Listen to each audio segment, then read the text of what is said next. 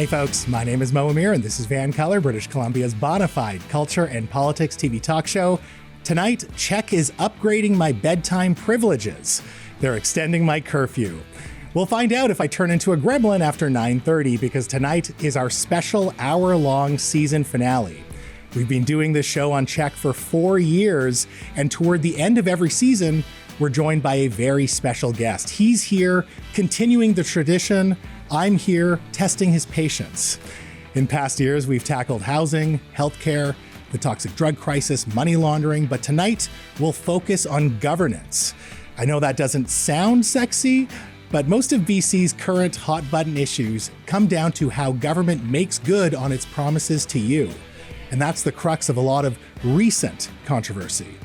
Since 2013, he has served as the BC NDP MLA for Vancouver Point Grey, and since October 2022, he is of course the Premier of British Columbia, David Eby. Premier Eby, hello. What an honor to have you back on the show. I'm glad to be here, Mo. Yeah, thanks for having me. I have some grievances. In the last election campaign. You got some too, bud. Okay, well, I'll start with this one. In the last election campaign, the central promise from the BC NDP, from your party, was a $1,000 tax rebate, the grocery rebate.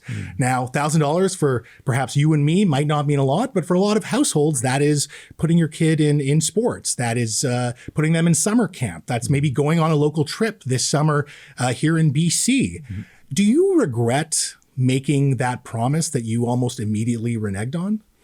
Well, I mean, it's a fascinating thing, actually, how the election campaign fell versus the timing of Donald Trump's arrival and some major changes at the federal level. So what we had was an election campaign that was focused on a completely different set of issues than navigating the Trump presidency and then following the election results.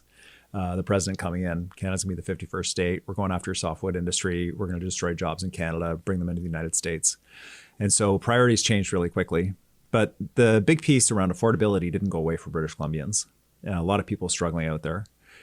We had to make good on commitments related to that. We did a rebate through ICBC, but the biggest shift was getting rid of the consumer carbon tax. That was another shift that was anticipated, but hadn't been realized at the federal level, removing that backstop that required us to keep the consumer carbon tax, which allowed us to get rid of it, which provides a significant affordability bump for many families in the province. You understand the optics of politics, though. I do. And I know that these things might not be comparable, but a lot of people felt like you rewarded BC NDP loyalists, whether it was Glenn Clark or George Heyman or Marie Della Mattia. They got appointments in the government. I'm not saying they weren't earned, but people felt like, okay, you rewarded your loyalists, but you didn't reward British Columbians for giving you another term. And this was your promise. You said that, oh, the BC Conservative tax cut, that's not coming right away. We're going to give you this $1,000 right away, right? So do you see the frustration that British Columbians may have with that broken promise? Yeah, no, absolutely. It wasn't a decision we took lightly. The reality is that we're facing significant economic pressure as a result of what Donald Trump is doing to us here and across the country. We had to make that difficult decision, and it was difficult, but we didn't leave British Columbians without support. We provided support where we could. We provided targeted support to seniors through SAFER around rent. We provided the cut to the consumer carbon tax, which we eliminated. We provided rebates through ICBC. So these are hard decisions to make in the moment in terms of what we face as a province, but I don't regret making the decision. It was necessary. Is this tax rebate ever going to come, or is it completely off the table? Will we see it in 5 years like we did with the renter's rebate? Well, one of the things with the consumer carbon tax was that it was offset, was revenue neutral in the sense that the tax paid for tax cuts in other areas. So, for example, PST on hydro. When we got rid of the consumer carbon tax, we didn't return the taxes that used to create that revenue. And so that's where the tax cut comes from for British Columbians. It's, again, not ideal. But it is support around affordability for British Columbians. And we're working to grow our economy so that we are able to reduce taxes while maintaining high quality public services for British Columbians. We have the lowest small business tax rate in Canada. We have one of the lowest personal tax rates in Canada, lower than Alberta. And for many income brackets, up to about $150,000. And so we are supporting British Columbians in that way. And we have more to do around affordability, especially around housing. What I'm hearing, though, is that this $1,000 tax rebate Don't hold your breath. No, the grocery rebate is not happening, Mo. Yeah. Okay. I want to talk about the budget deficit that the province currently has. Yes. It's projected at around $11 billion. Some people are saying, well, it'll actually be maybe closer to $14 billion because we're not collecting the carbon tax anymore. That's right. We may not have the same type of property transfer tax because of the housing market slowdown. And we don't know the full effect of the Trump tariffs. At what point does debt become an issue for the government? Because I believe right now, for every dollar that the province is collecting, 4 to 5 cents is being paid just to service the debt. So when does it become too much? Because we are projected to increase debt by 70% over the next 3 years. Yeah, the deficit is too high. That's why we're currently in a process reviewing all ministries' expenditure. And in the health sector, around administration, health authorities, costs related to that, our goal is to bring down expenditure within government without affecting frontline services for British Columbians. There's two components to it. One is just the direct expenses, some things that, there's a VP at a health authority that's not required, and just getting rid of those expenses. But there's another piece about how we deliver government services. When you think about how you get services from government and how you get services from everybody else, it's all through your phone. It's much more efficient. Lots of people are using AI. This is the work that's also happening behind the scenes within government, and how we're going to drive down costs. We're at the bottom of a revenue cycle. There's no question. Resource prices are very low. People aren't buying and selling homes. People are being very careful around expenditure, whether businesses or individuals, because of the instability in the world. That's when people need the support the most.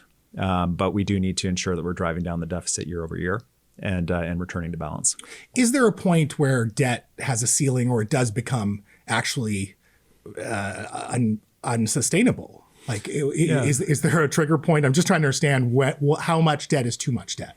Well, I am very concerned about the deficit, which is why we're taking this action to drive down our expenditure and to grow our economy so that we're creating revenues that are able to support public services without increasing taxes. British Columbians can take some comfort that we have one of the lowest debt to GDP ratios in Canada. We have one of the best credit ratings. That economies around the world, governments are struggling with this right now. We have aging populations. We have to deliver healthcare, all these other pieces. Nobody's cracked this riddle yet. But I believe that by growing our economy, and I think BC is going to be the economic engine of the new Canada we're building, we'll be able to achieve those goals of sustainable public services, sustainable public finances, and a growing economy. And we're on our way to doing that. In a minute, give me your elevator pitch. Since the election, it's been about 8 months. Mm-hmm. What has your government done to improve the material lives of British Columbians, aside from the carbon tax, because you've mentioned that already? Yeah, so a major, probably one of the largest tax cuts in the province's history in terms of relation to the carbon tax. We've done ICBC rebate to support people directly. We've through our childcare program. We have a record number of parents that are receiving significant subsidy around childcare. We have our new housing program about to launch, where the provincial government participates as a mortgage holder to get first-time home buyers into the housing market who don't have a mom or dad that can help them with the down payment. Their parents aren't able to help them in that way, and so the government is able to help them get into that. I look forward to launching that very soon. But the big picture piece, and what has been consuming all of the bandwidth, is around ensuring that our economy is responding to the grand reordering that's happening, led by the President of the United States right now around trade relationships. And we are advancing major projects. We've opened one new mine already. We have another new mine opening next week, and another announcement coming up the week after that. We have major energy projects that we're advancing that are close to final investment decision, both clean energy and traditional through LNG. And we're growing our provincial economy. And that ultimately will be a significant boost for British Columbians, both through employment and through economic activity that's going to bring to the province. We'll talk about the major projects, but up next, let's talk about BC Ferries.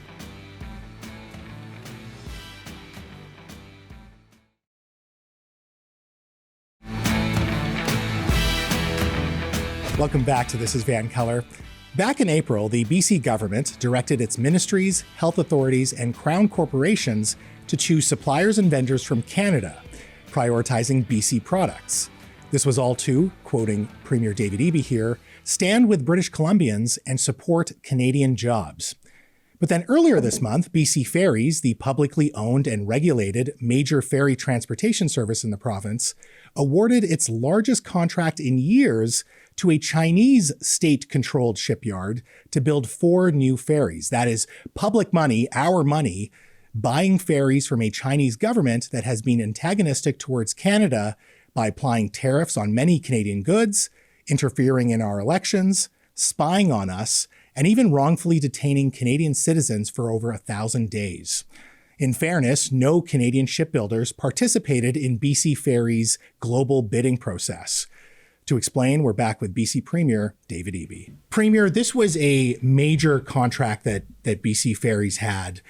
Was there any push from the government prior to Donald Trump's tariffs to maybe have some Canadian content requirement in terms of what was going to be purchased? I know that C-SPAN in September kind of raised this flag saying that they were not going to be competitive on cost, and they were urging the government to have some sort of CanCon requirements.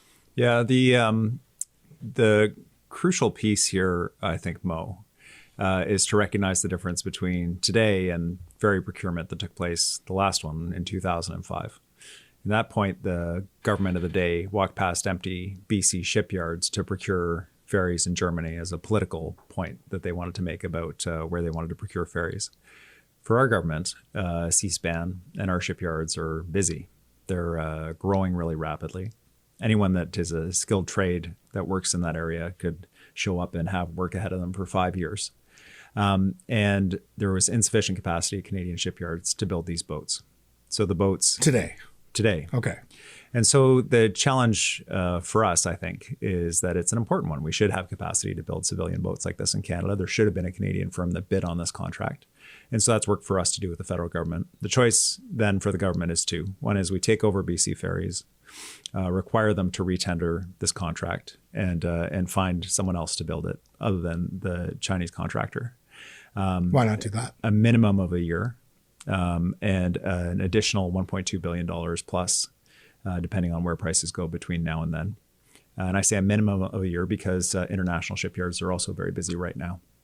This is a fixed time contract, fixed price contract with quality guarantees. And the issue, as you know, many of your viewers are ferry users.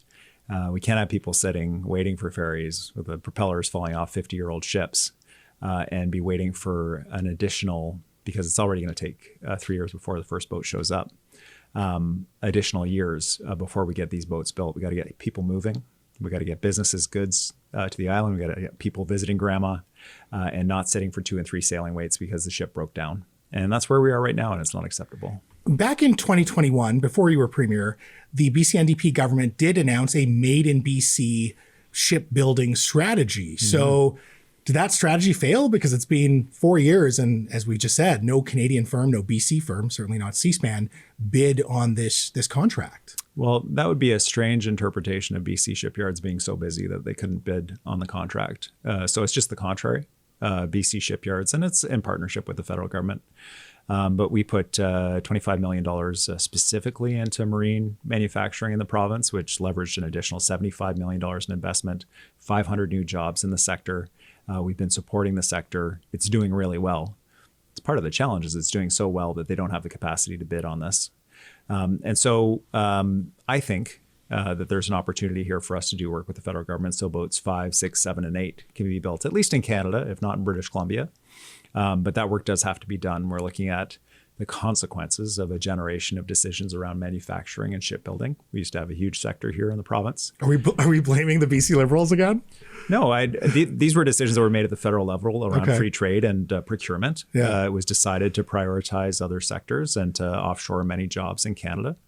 And the consequence of that is reduced shipyard capacity that couldn't bid on these contracts. Did you ever consider going to the federal government and say, hey, our shipbuilding is strong, but it lacks certain capacity, and China produces 60% of ships worldwide. We do need more federal government support to create these high-paying jobs to support this industry that does employ so many people. Was there any consideration in the past to ask the federal government for more support for this crucial industry? Yeah, we've been engaging the federal government on manufacturing, including on shipbuilding. for a while now. I think it's partly why we have federal shipbuilding contracts here in British Columbia. Some of the challenge around this work is it's not just the physical space to build, it's also the skilled trades that are required, the capacity, the industrial knowledge, the designs, the engineers to come up with the designs. And the requirements in order to achieve that are a multi-year process. We don't have that kind of time. We need the ferries immediately. And so we'll work with the federal government. I share the concerns that have been raised inappropriately by Labor. Like, we do need to have this capacity. We do need to, wherever possible, build in Canada. And we shouldn't be passing up in these contracts for lack of capacity. And I think we can get there if the feds are willing to work with us on this. Is this going to be in your response to Federal Transportation Minister Chrystia Freeland, where you say, hey, we've been trying to engage you to get more support for shipbuilding. You can't just, politic on this now when this has been many decades in the works? Yeah, I guess I'll acknowledge some frustration about getting the letter from the former finance minister, now transportation minister, about this. I mean, I feel like she wrote it to the wrong coast. The East Coast. What do you mean by that? Well, the East Coast of Canada is basically a federal enterprise. Yeah. They fund the majority of the ferries. They fund the routes. They provide huge capacity funding out east. And where you have a federal partner like that, and you want to be involved in procurement decisions and all that, then fantastic. But what we have in British Columbia is a 50-year-old agreement that gives us $30 million a year from the feds, which is a fraction of the operating costs of BC Ferries. It's borne by British Columbians.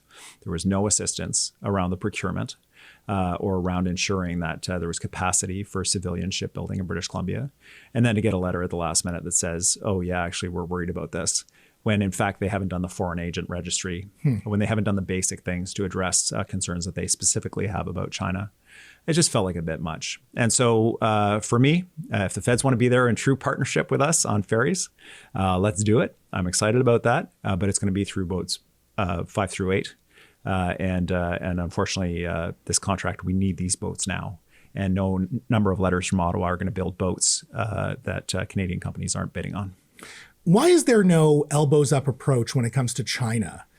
I mean, they do tariff a lot of Canadian goods. They are somewhat of an antagonistic partner, I guess. Obviously, we still do trade with them. Why not the same approach that we've taken with the Americans? Yeah, that's an important question. We're quite injured by the trade war that's happening with the United States right now. 20% of our imports are hit by retaliatory tariffs that Canada is putting on.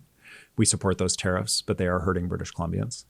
The Chinese have put tariffs on us in response to 100% tariff on Chinese cars that are affecting our seafood sector and canola in the middle of the country. Our recommendation to the federal government has been to really focus on the United States, which is driving this activity. The reason why we put the 100% tariff on Chinese cars was a reaction to try to appease the Americans and hopefully that they would see us as good partners. Well, you see where we are now. So focus on the Americans, try to get a deal, but be firm in our response.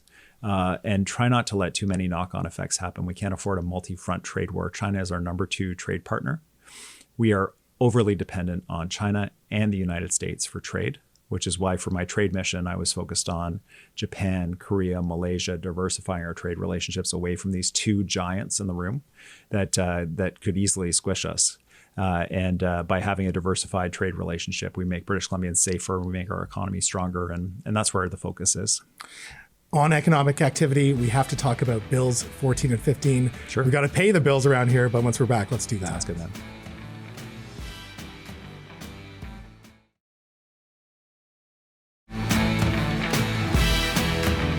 Welcome back to This is VANCOLOUR. On CBC Radio, I referred to these recently passed bills as the Trust Me Bro bills. Bill 14, the Renewable Energy Projects Streamlined Permitting Act, and Bill 15, the Infrastructure Projects Act. Both bills give BC's Executive Council, that's the Premier and Cabinet Ministers, special powers to fast-track projects, clean energy projects through Bill 14, and public sector projects like hospitals and schools deemed provincially significant through Bill 15. The opposition to these bills is widespread.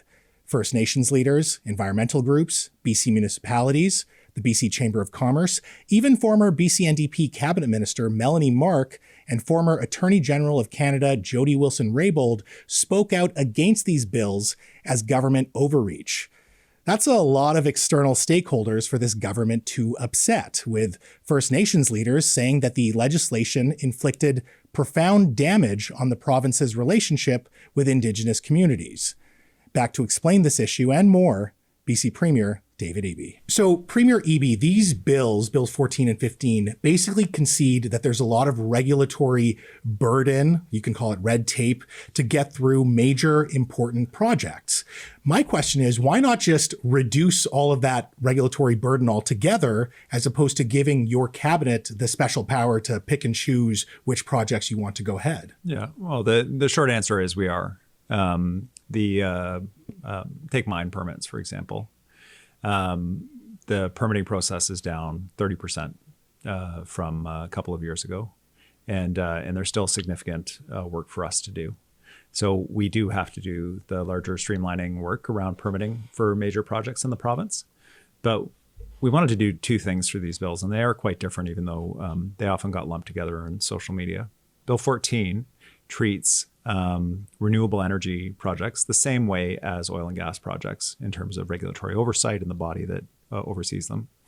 Oil and gas projects have additional obligations, but they also had streamlined processes that were in place well before our government. We think renewable energy projects and transmission lines should be on the same playing field as traditional energy projects or conventional energy projects.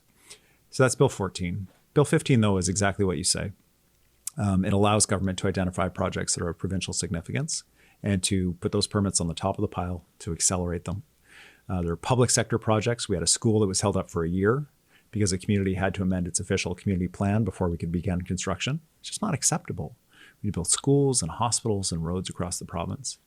But we have a lot of projects, including with Indigenous partners, where they're like, what? Why is this taking so long? We had to wait for a tree permit to remove the trees that were on the site of an officially approved mine. So it was approved to dig, but it wasn't approved to remove the trees before we dug. And so being able to deal with those kinds of headaches and then go back and fix the systemic issue after, rather than hold the whole project up, is an important thing for us to be able to do. And so these are critical pieces of work to grow our economy, ensure that we're responding to the moment and the opportunity that's in front of us. And I'm quite pleased that they passed. And I look forward to working with nations on the regulations, which I think will hopefully reassure them about what our intentions are here. And in any event, we'll speed up projects in the province. So all the opposition to these bills, and I listed out all those stakeholders, are they just misinformed then? No, I think they have legitimate concerns. You know, when especially for First Nations, when government says we want to fast track, that's always meant at the expense of support and cooperation and partnership with First Nations. So I think we're going to have to demonstrate the commitment both through the regulations and through the work. So I understand why the concern is there. I understand the onus is on us to demonstrate where we're going to go and what we're going to do. And I think we can do that, and we'll end up in a better place. There were a lot of undefined terms, or let's say poorly defined terms in this legislation. Provincially significant was not properly defined. Core territory with relation to Indigenous lands was not properly defined. Your government basically said, oh, we will define these terms, but you passed the bill first. Why not actually define the terms and then pass the bill based on those terms? Because I do feel like anything that's vague will always be seen in the worst light, right? Yeah. So every law has multiple terms that aren't defined. I accept your point, though. In this law, this is about provincially significant projects, and that's something that you're going to want to define. We're doing it through regulation. It enables us to work with a number of stakeholders around defining it, but it also enables us to align with the federal government. You'll see that they have a law that they're passing that does a very similar thing at their level. It allows us to ensure alignment with them. And it also enables us to ensure that it's reflective of evolving situations. It's hard to know what a provincial priority will be in 3, 4, or 5 years, responding to a world that's increasingly unpredictable. Are these bills a way for your government to go around or to bypass DRIPA, the Declaration of Rights of Indigenous Peoples Act? Yeah, no, not at all. In fact, the bill for provincially significant projects through the regulations. And we attempted to do an amendment that was defeated, unfortunately, by the Green Party to make that clear. But the regulations will be explicit.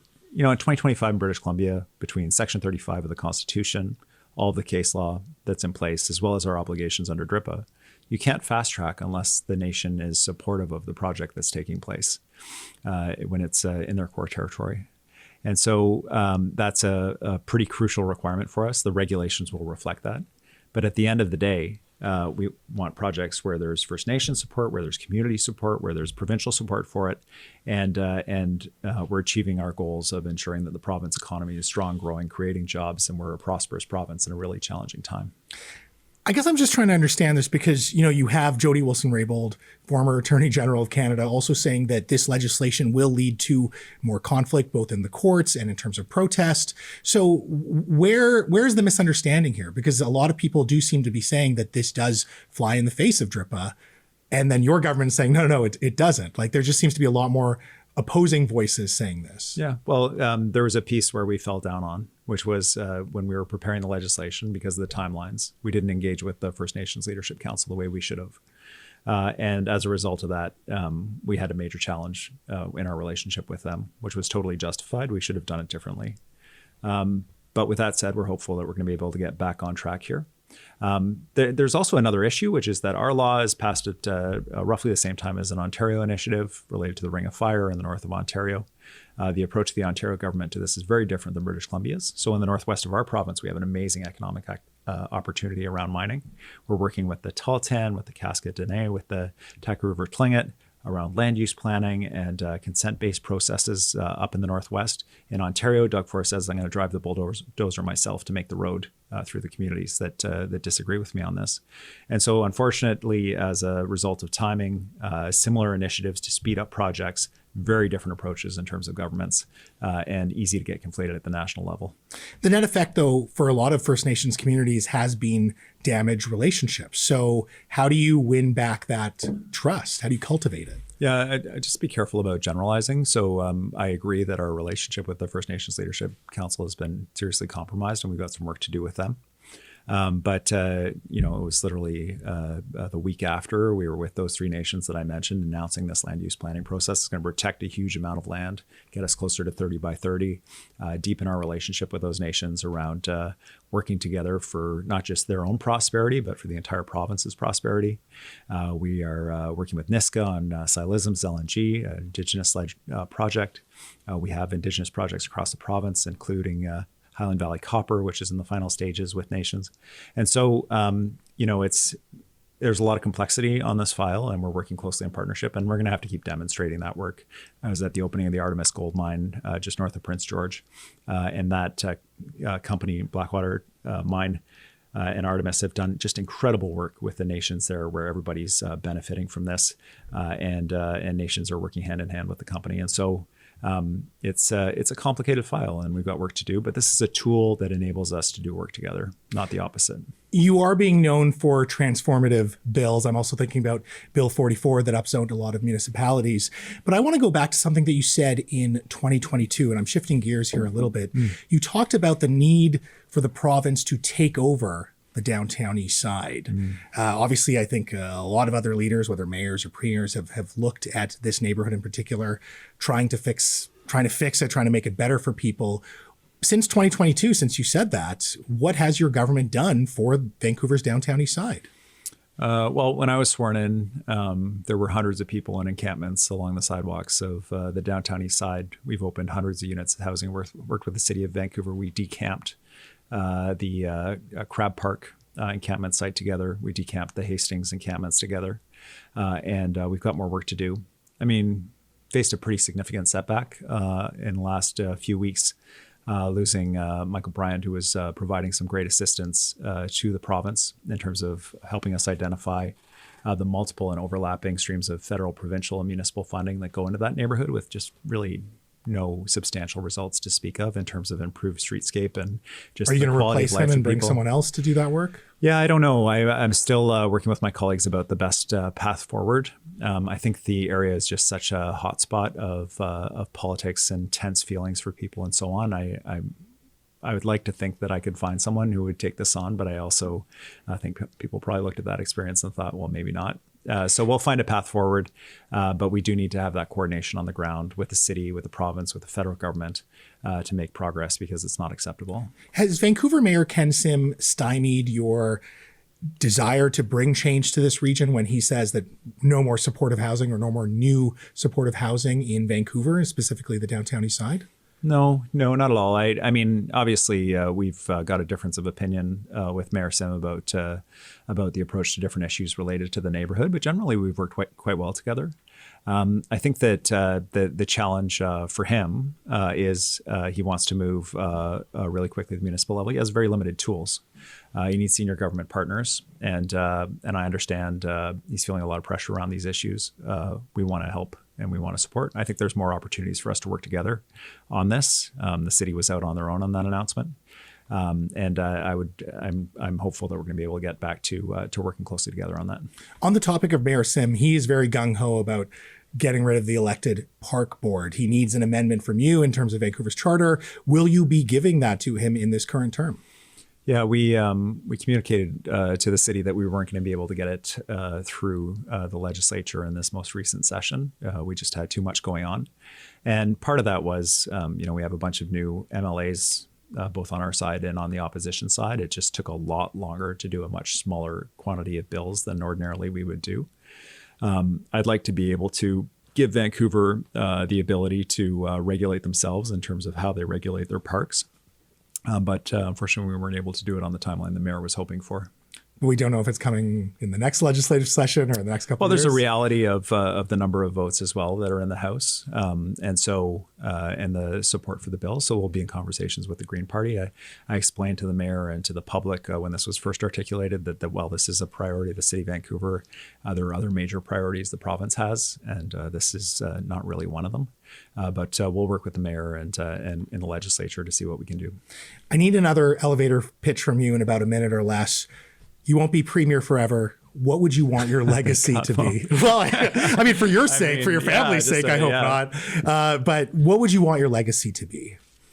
I think premiers don't really get to choose how they're remembered. It tends to be defined more by events.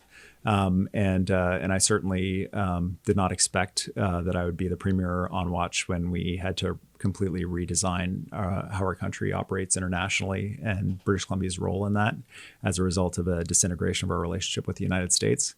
I think that our moment here of the opportunity to be the economic engine of this new Canada that's emerging because of our geographic positioning, because of our resources, because of our people. I think that our response to that and how we respond to that is most likely what people are going to think of when they think of this moment when I'm the premier. I would have thought it would be housing. I would have thought it would have been downtown east side or toxic drug crisis or whatever it is. But here we are. Interesting. Well, one more break. Actually, we have a couple more breaks. But when we're back, let's talk about some of your colleagues in the BC legislature. Okay, sounds good.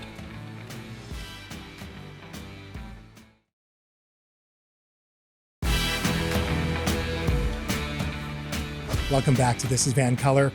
Earlier this month, the leader of the official opposition, the leader of the Conservative Party of BC, John Rustad, accused former colleagues who were booted or left his party of blackmailing his Conservative caucus and staff in a ploy to divide, maybe even take over the Conservative Party of BC. All of this was alleged in a letter that was leaked to the media. The blackmail materials allegedly include phone recordings and text message screenshots of Conservative MLAs and staff. As the Premier of the province, our guest tonight has publicly commented on this, saying that if John Rustad won't go to the police, his government will, and now the BC NDP caucus has asked the RCMP to investigate. We're back with BC Premier David Eby. Premier Eby, you're a lawyer. So based on what you've read in the John Rustad letter that has been leaked to the public, to the media, what sort of crimes are we talking about in terms of what John Rustad is alleging? Yeah, this is so weird. I think we can acknowledge this is really weird. I mean, I've been in the legislature for a decade and I've never seen anything like this. The leader of the opposition party alleging that colleagues in the legislature are blackmailing his staff and team. And this is not legal advice, but there are a number of criminal offenses that encompass the description of blackmail. But more importantly to me is the idea that if you have this taking place in our legislature, the public's confidence in the decisions that are being made by elected officials, are they being made free from interference? Are they being made to represent the community, or because someone has a secretly recorded phone conversation they don't want released? That's a serious confidence in our public democracy that's hard to encapsulate in any one criminal offense. And so for me, if John Rustad made this stuff up, then shame on him. That should be made clear. Is that a crime if he made it up? Well, he didn't report it to police. I don't know. Who knows? I think it's a political crime, but that's a different court where that's tried. Yeah. If he didn't make it up and it's serious, and he doesn't want the police involved because it's embarrassing or whatever the motivation is, because he said he wasn't going to go to police, that's not okay. That needs to be investigated. It needs to be addressed and stopped by police.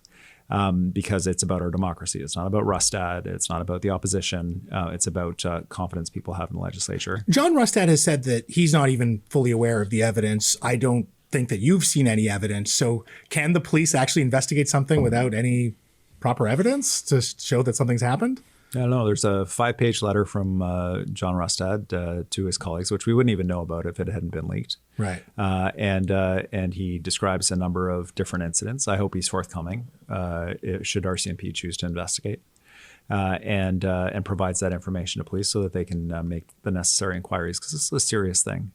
Can you pass a bill where it's illegal to publicly publish phone recordings, text messages of people complaining about their boss?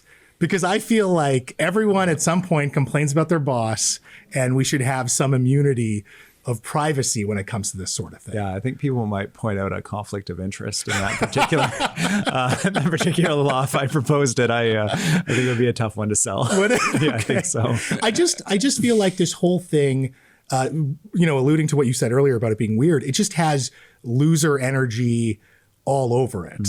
I don't think John Rustad will look good either way. Either, like you said, he made it up, or, he doesn't have the confidence of his caucus talking about him in certain ways. Are you trolling here? Like, there has to be some element of politicization when it comes to this, because it's a lose-lose for Mr. Rustad, right? Well, it's certainly not something that I would be writing a 5-page letter to my team about. It's a different approach, but I can tell you that he did write the letter. He made some serious allegations that strike at the heart of our democracy in the legislature, and they need to be clarified and independently of Mr. Rustad. You're calling his bluff. I don't know. Is it a bluff? I don't know. I don't know either. And so, but I am concerned that this is something that could be taking place in our legislature, should be investigated. So much of this stems from, accusations of wrongdoing in internal party politics, whether it's annual general meetings or leadership reviews, leadership races, whatever it is. Is there any role for Elections BC, perhaps with legislation from your government, to strengthen the oversight of political parties and how they're managed to make sure that they are run in a fair and up way? Yeah, that's something that's been called for this bubbles up every once in a while, especially around leadership campaigns and other kind of related issues. And it's something that's been examined by various governments over the years, and no one's ever moved on it for various reasons. You could be that premier. Yeah, there are lots of opportunities for us to create legislation and process, and it's always about picking and choosing in terms of priorities and where we want to spend our energy and what we want to fund as taxpayers for Election BC to do. Yeah. We have one more commercial break. Are you tired of me yet? No, I couldn't be tired of you, man. But I am up past my bedtime officially now. Well, I appreciate that. One more break, and we'll have some fun when we're back. Okay.